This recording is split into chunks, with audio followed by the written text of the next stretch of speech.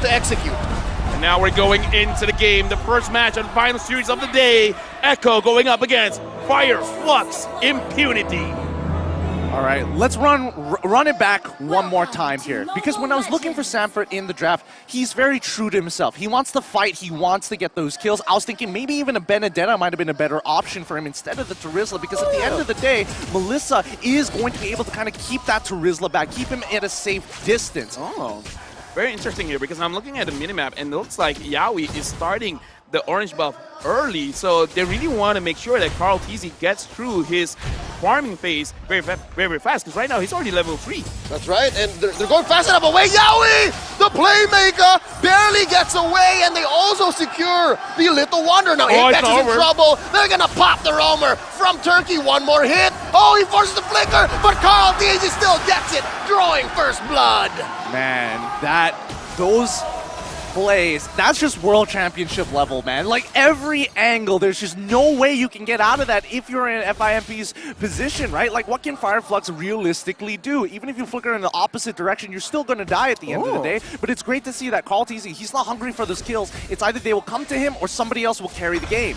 It's just been 1 minute and 30 seconds, but a lot has happened, and one of it is the fact that Carl TZ is on this landslide, actually starting with a Steel Lake Place, which usually we see Molten Essence or maybe even like a little bit of damage, but here, Echo, they're actually trying something very different going up against Fireflux Impunity, which is very interesting. My theory is Carl TZ understands that he is the thread. He is what keeps this all together. So if he's able to survive a little longer, then yes, maybe, because Molten Essence does give you HP, but Steel Lake Plates, that's an ungodly amount of armor for such little gold. Yep, they're going to get on top of the turtle right now, and I think this is where it gets a little interesting, because at the end of the day, Carl TZ isn't the one who's going to initiate. The rest of his team want to get aggressive. Oh, Alien starting off with a Black Dragon form and a penalty zone by Sanford. Turtle goes over to Echo, and they get the shield, they get the damage. Kazue already down, Alien very low, just a fourth of his health, and they disengage. Right now, starting the game, Echo already with a 1,000 gold lead.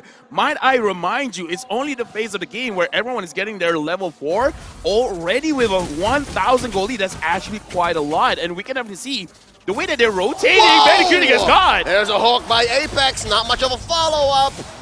Can't capitalize. Yep.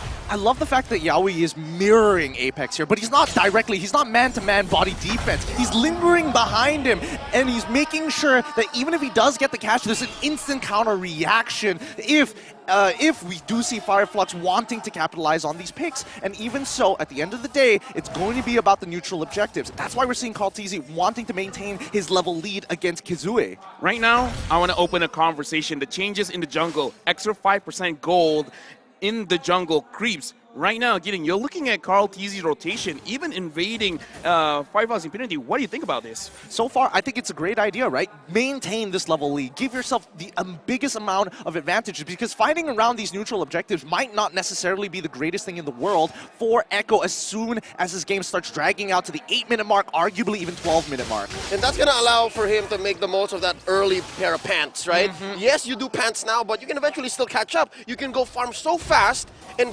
push away Kazue and make it not matter at all.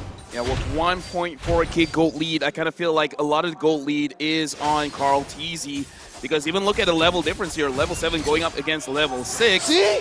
Right now, again, I kind of feel like this is the snowball happening where you're taking away, but Yaoi pulls in. Put the DJ down on Akira, and he could not respond. Quick pick off in mid. Disgustingly good coming in from both Sanji and as well as Yaoi, giving no opportunity to fight back here. Ooh. Now, as much as we say that Carl TZ has that gold lead, right, let's keep in mind that Sanji almost very recently, before that kill even happened, got his Clock of Destinies pre-4 minutes. That's an early Clock of Destinies. And then he finishes off the Magic Penetration boots as soon as he gets the kill. I feel like what's crazy here is, like, across the board, everyone from Echo, they have a level advantage. Whatever rotation they've been doing, it's really helping everyone out, and I kind of just believe it's not them getting too big of an advantage. It's all about denying advantage. Sanji goes in. Oh, and just takes out Kura like that. And now Kazue is in trouble. Apex 47, can he save his jungler? Yes, there's no. Sanford gets a kill.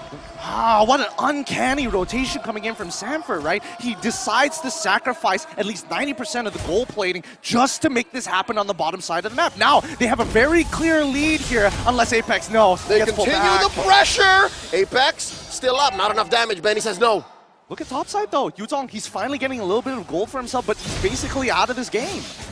Right now, looking at the situation, I think Sanji is thinking about it. They just want to pull everyone away. Sanji gets pulled. Apex with a hook and a bite down gives the kill over to Sunshine. Benny does get a push in exchange. Alien up top, forced to use a Black Dragon form. I believe he's losing that 1v1. Sanford's still here, and they're just going to try to clear these waves. Yep, Sanford, he's just abusing his level lead. He's rotating faster, clearing faster in a matter of fact, and unfortunately, Alien is just one step behind. Looking at the situation, it does feel like Echo, they're taking the calculated risk because they're like, okay, right now, Sanji, just show your face. What we really want is the bottom turret. There's always a chance that Sanji will get pulled, but trading a life for an objective, a structure, I think it's always worth it. So I kind of feel like it is more of a calculated risk, whereas like there is a risk one of us is going to die. That's right. Heroes respawn. It's always good. Stars don't. Exactly. And now Sanford. Very low. Sunshine goes and used the goal. Wow. But there really wasn't much. Couldn't take down Carl nor Sanford. Couldn't react in time. Could not react in time. Negative synergy. Yeah, I mean, it's negative synergy, but let's not forget that Sanford, technically he shouldn't be here. Like, even for Fireflux, they recognize that, okay, they're going to lane swap right now, but no, all of a sudden Sanford shows up at the top side, and now the fight. Oh, no. Cura! And he does help out to get a kill, but Alien is going to fall, and eventually that's 2 for Echo. And here, an attempted steal. Oh, Carlteasy does eventually still get it. No, wait! Kazuha secures! I gotta say, I'm still looking at what happened just now at top. I have to look at it back because I kind of feel like it's a very interesting interaction where the go away is actually pushing Carlteasy towards the wall. So the Iron Hook, even though it did connect, but it was like, no, you can't move because you're stuck against the wall. So I was like, so all sorts of movement is stopped by go away. Yeah, so that's what I was like, huh, interesting. A little bit of a negative synergy, but it looks cool. It looks awesome. I mean, there's a bunch of these, right? We have seen even during C games that Kufra is able to kind of shorten the distance if he starts buffering the ability. So at least we know the interaction is very dependent on displacement effects. I've learned for you to do that, you need tough boots. And now Yaoi with the conceal is looking to flank. Alien goes in. So far, everyone's just like, okay, let's clear the minion. If we see a path, we're going to go for it. If not, then it's all right. Reset, try to find resources somewhere else. Right now, Fireflux, they're going to have to take a back foot on a lot of these objectives here. Echo is really far ahead. It's 7 minutes, about to turn 8, with a 4.5k lead. And especially at this level of competition, at an international tournament, that is a gigantic lead. Especially for their laners, right? Out-leveled, out-gold. Even if you want to go for these one individual plays, it might not necessarily fall in your favor. Look at this, Turkish Delight getting set up. All 5 members here hiding in that bush near the purple buff. Not gonna lead to much, because I think Echo knows Carlteasy did not overextend here. Gonna attempt one. Here's a pull right at the purple buff. Apex 47 popped by Sanji. That's a man down for the Turkish squad. And right now, just with that one loss, Echo is looking like they can push for DPZ, that's a deep penalty zone, plus a blazing duet. That's already 2 down in that single engagement, plus a push by Echo. Beautiful. Sanford literally waits for the very last second. It looks like he's about to touch the ground before he flickers. I think that's an EXP laner's wet dream. Yes, it was definitely my wet dream for sure. I'm going to be thinking about that tonight. Given the Kadira, it's very wet. Oh, yeah. Woo! I mean, it's some hot stuff here, but let's keep in mind that Echo, every single move that they've made, they force something out of FIMP. Going into the purple buff. Oh, we managed to get Kazue's retribution. Now he can't fight for the neutral objective. We go deeper in. Early rotations coming in from Sanford to guarantee the lead for Benny QT as well as Carlteasy. And now look at this. All of that early game setup, making sure that this load is basically impossible for FIMP to even get close. I gotta say, man, from the early stages of the game up until right now, every single bush, it feels like it's Echo's bush. Every single time you want to check for vision, every single time you have the attention of finding farm, you're gonna get punished. And I think that is that's the biggest difference maker here, because Fireflux impunity, every single time they're moving, they're gonna get caught. Yeah, I think Echo here is making the most of this 9K, almost 10K gold lead. Oh my They are God. translating this financial advantage into space. Because again, they have better face checking. They have better vision, given the extra defensive items that they're rocking, compared to FIMP, who has to very safely rely on the hook. Oh boy, Yawi, he loses out his flicker here, so that's one tool gone. Now, maybe FIMP can do something. Oh, Black Dragon formed by Alien, and there's Muddles dropped in, very low, forced to use the rough waves on out. He does survive using the Petrify as well. Here comes Alien, and here comes the Clap from the Turkish squad, and Sanford very low. There's the damage, and he goes down. Sanji as well. Sansan is down, traded out for Alien, and look at this, the fight down by Apex, and there's another hook. The Turkish are going insane. That's 3 down already. Make that 4. The GOAT has fallen. Fireflux Impunity on fire! This is why every single time we see this Turkish delight, their version of the Ube, their version as Junior Blacklist, they know how to high ground defense like no other. Yo, shout out to Apex 47. We're gonna check back the replay. Hookman. Not just Hookman, man, but he saved the ult for Betty Cutie, because look at this, Apex 47, the green light, he still has his ult, he's saving it. He's like, wait, there's one member missing. Crossy's winning, but look at his Betty Cutie, he was shut down, he was suppressed. After that, it's game over, man. He literally said, nothing personal, kid. Flickers behind him just to get the bloody hunt down. And this is just raw preparation from the side of Fireflux Impunity, right? Great preparation. They know the habits of Echo. I just gotta say, man, just now the goalie was almost like, what, 10K? Now it's 4.4. Cut in half. Cut in half. That's how big that team fight was. I mean, it's huge shutdowns all across the board. Altizi ended up dying there. Sanford ended up dying there. More importantly, Sanji ended up dying there. Dude, look at the Lord advantage. Negative 3.6. Negative 3.6. I mean, sure, they got a lot of push, and that is amazing. Don't get me wrong, but this does show that Fireflux Impunity now, they're breathing in life a bit. Yep, I think that's step 1 in maybe a 4 or 5 step process. Grand Theft Purple here committed by Carl Teasy. That's 1 charge, pleading guilty. Given that, 10 seconds away from this Luminous Lord, I think a penetration is in check, given that FIMP have yet to take 1 turret, so they still need to work on their waves. Well, let's keep in mind, the last time we saw Echo actually push it and lose out that high ground fight was all because, well, Yawi, he did have his flicker available, but everybody else, their battle spells were not ready to go, so they couldn't force out the play. And with Yawi not catching somebody with a Divine Judgment means that they had to pull back, but they were confident. That's when we see Fireflux Impunity start abusing them. Whoa. And now, playing the map on their side, calculating it down to the very last pixel. Well done as they claim more gold and scavenge this game back. Honestly, I like it because I kind of feel like taking the Lord now would be very, very risky, so might as well take a safer objective. And I kind of feel like they want Echo to push in because as we saw just now, they have the potential of countering. They have the potential of actually making or forcing mistakes from Echo. So they want this. Early concealed by Yawi, Lord trampling in, and there's the flicker! Apex pulls just the same! And Alien survives along the way! A man down for Echo! They still have the Lord, but FIMP already looking great in this defense. That was, I don't know what to say about Was that. that not as clean as Hook? It was The cleanest save. It was one of the cleaner ones, but it looked so it looked like it went right through Yawi, and then he Dude. walked right back into it. Don't tell me you feel cheated, man. Oh, no, not just yet. right. Not until we see the replay in slow-mo. One more time. All right. Just messing with you. But yeah, Leo, like, that was an amazing defense. It was, and yeah, they did lose 2 inhibitors, but in the end, I think Fireflux is happy to at least get something along the way. Here's another instant replay. All right, you asked for it. Okay, here we go this time. Let's see if my old eyes can catch this in time. So we do see Yawi actually flickering forward. Yeah. Oh! He dashes into the hook right at the end. If he just didn't dash, it would have been totally fine. You have good eyes, by the way. Thank God. Very, very good This eyes. just speaks of how well Apex understands the physics of the Iron Hawk, but now Yawi looking for revenge.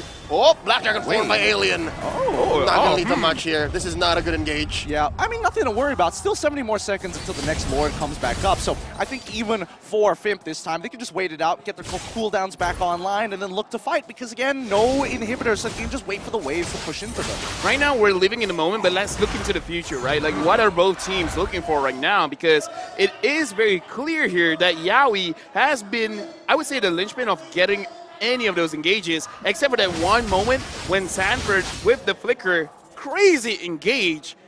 But again, it's like, they want to engage, they want to start something. Fireflux Impunity, what are they looking for? Personally, for me, I think a lot of this comes down to the conditioning, right? Fireflux Impunity, they understand how Echo has been moving, how their general play styles are going to look like. And considering that it is that step-by-step process, all you got to do is figure out what step is Echo on right now. Yaoi has tried multiple times, so keep your eyes specifically on Sanji or Sanford. They might look to make one of the bigger plays here for this next fight. And that just translates into the ecosystem, right? You have to understand where you are on the food chain. Yep. And right now, Echo is still on top of the food chain, but slowly but surely, Fireflux Impunity are crawling back up. And here they understand the dynamics. We still have to stick to the Turkish delight altogether now. And I think the way that Kazuo is positioning himself, he might actually want to contest. You wouldn't do this. You wouldn't hide yourselves here if you weren't going to contest. FIMP is walking up here. They know that maybe if somebody overextends, they could get a pick, but they know that they can't take a full 5v5 so deep outside of their base. They might as well just go back, wait until it starts pushing into them. Remember, they still have the Melissa on their side. Their high ground defense, honestly, is not that bad. Yeah, right now, actually looking at the situation, 3 straight Lords in a row. Fireflux Impunity, they let Echo to, oh, I love this. I wanted to talk about this, but freezing the lane in your own base. I love this because you're forcing Echo to come in and you're actually stacking your own minions, but now that the minion is coming in, Echo, how will they start this fight? Oh, that's the minion. Big Lord coming in. Kyura going for the pull. Alien stacking the Sha Essence. Here comes the Black Dragon form. Yaoi with the conceal. Playing footsies with the rest of the Turkish squad. Oh, and they put Sanji down very low. Alien still up. Sustaining. They're going to lose an inhibitor here. Alien all the way in. Deep behind enemy territory. All the while Easy just dashing on through. Making a signature right inside their base. Alien's going to fall here with a blazing duet by Ben Cutie. That's a man down for Fireflux Impunity. And they're still here. It's not like Echo is in full health though. Sanford very low. Does have an immortality. That's a disengage. The Turkish have defended. I mean, they've defended for now, and I gotta say it's very impressive. Carl TZ goes in, didn't actually hit the damage onto Sunshine. Looking at the base, it's very dangerously low, but even Echo, they're like, we have 9k gold lead, but why can't we go in? No. This is all FIMP right here. Alien bought a ridiculous amount of time, and more importantly, got the passive out of Sanji out as early as possible, including the rough waves. We did, as expected, see Sanford try to make the play, but the follow-up damage from Sanji was not there. He already expanded all of his abilities, and Benny QT is just getting body blocked time and time again by either Kazue or even for Apex, because again, Apex, he's holding that bloody hunt for if Benny QT oversteps his boundaries. At this point, man, I gotta say, it is time for Echo to kind of like show their mental fortitude, man, because at this point, you've been trying for quite a while. You got a lot of gold on you. This is one of those situations where you could tilt, where you're like, okay, come on, what else do I have to do? And at some point, this all-in dive comp is going to hit a ceiling. And I think so far, Fireflux Impunity have figured out that ceiling. They're like, all right, they can only do so much, especially inside their base. Absolutely, especially when they're playing a traditional front to back, right? You hit the front line, and as soon as you get rid of them, you move in towards that back side. Now, looking at Sunshine's items earlier, he is in a very good position. He can chunk everybody from the side of Echo. He is a problem that Echo needs to answer almost straight away. And if FIMP is able to kind of stagger the abilities, force the resources on different sides of the map, they have a very good opportunity to take a full 5v5 outside of their base. You were talking about positioning, man. Look at the positioning of Sanji right now. Sanji and Yaoi, they're waiting. They're waiting for someone to try to get this push and then try to burst them out very, very fast. Speaking of which, oh no, FIMP has been letting go of the lore so far. Will they do the same for this one? Oh, well, I think Carl TZ knows. Carl TZ knows that they're going to go for it quick, and that FIMP will know that they will go for it quick, but just the same, the Magic Sentry didn't spot G and Wei. They didn't spot this duo from mid, but look at this. Looking for an engage. Oh, look at this. Look at this. Look at this. Oh, flickering, and the goalie, they punish the playmaker. Yaoi is down. I repeat, Yaoi is down. Alien does draw a line going in straight, but Echo secures the Lord. Oh. Apex looking at Sanji, and right now, Sanford goes in! Penalty zone for 4! Make that 5! Apex falls! And that's gonna be 1 immortality up. Sanford does pay the price. Apex go down. Benny Cutie and Caldeezy deep behind enemy territory. And here down goes Sunshine. Benny Cutie gets 2K. No, that's so unfortunate. FIMP played that so well. They got everything out of Echo, but at the very end, that split second of thinking, I could turn this around, cost them the game. Echo takes game 1. Oh what my goodness. a first game in a best of 3, where again, a lot are eyeing at Echo to